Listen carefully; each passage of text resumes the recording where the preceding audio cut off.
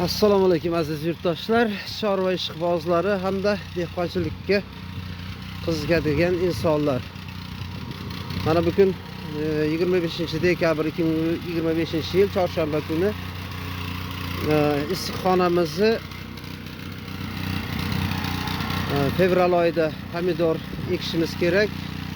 Shuning tayyorgarliklarini ko'ryapmiz hozirdanoq.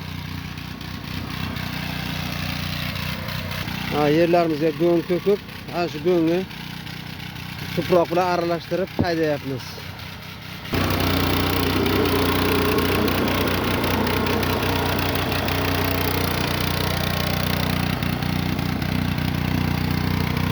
Motokultivatorimizga hozir bir yangilik kiritdik.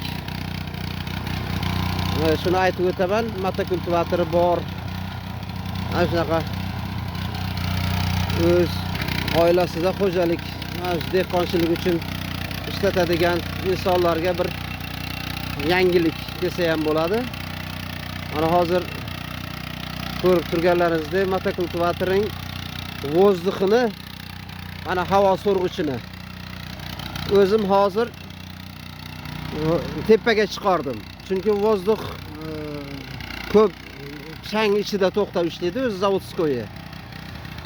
O'shaning uchun hozir bitta 25 lik turba bilan tepaga, rolning tepasiga chiqarib qo'ydim.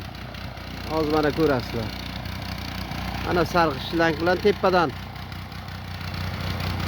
qotirib qo'ydim. Hozir videoning oxirida ko'rsatib o'taman. Iloji boricha mana shunday vozdixni olish kerak bu yerdan. To'xtagan o'zi zavodskoy joyida tez motorimiz tez remontga kelib qoladi, changda ishlab. Chunki mana bu suradigan tishlaridan chiqayotgan changlarni tabiiyki shu vozdix o'ziga yutib oladi. Natijada porshinning kolsani tez ishdan chiqishiga sabab bo'ladi bu. O'shaning uchun vozdixni olish kerak u yerdan, to'xtagan joydan tepaga olish kerak. Mana hozir chiqayotgan changni ko'ryapsizlar. O'sha changni ular qish kunida yana. Agar yozgi kunida bo'lsa, umuman ko'p miqdorda chang yutadi vozdix chistitel. Men har kuni, har soatda tozalab ham uspet qila olmadim shunga. O'shaning uchun hozir mana tepaga chiqardim. 5 minut vaqtim ketdi. Shunda yechib oldim, turbani tiqdim joyiga.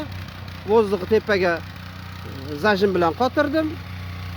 Ustiga bitta latta bog'lab qo'ydim. Ana traktorimiz ham shunday zo'r ishlayapti-da.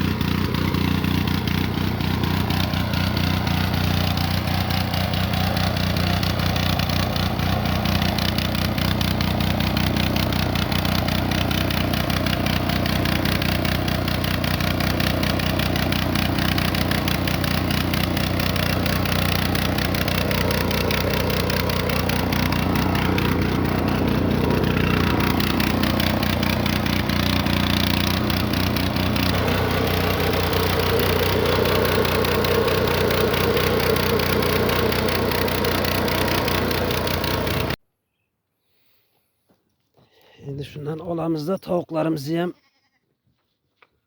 qamaymiz joyiga. Tovuqlarimiz ham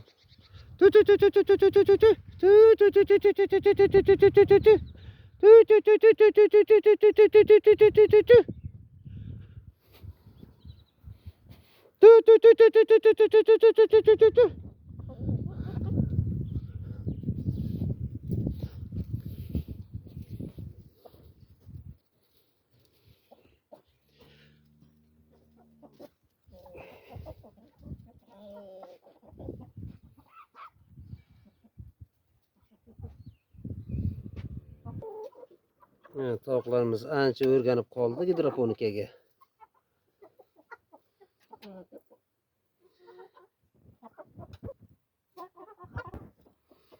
Bo'ldi, tovuqlarimiz endi qamimiz o'zi katagiga. Bugungi aylanishi bo'ladi. Sayohati ham yakuniga yetdi. Ertaga xudo xolasa obeddan keyin yana chiqaramiz. Aylanib, hovlida aylanib o'zi oziqasini topib yedi.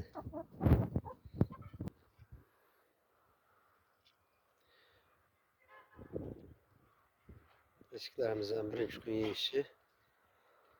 Sekin-sekin o'rgatib olamiz gidroponikaga.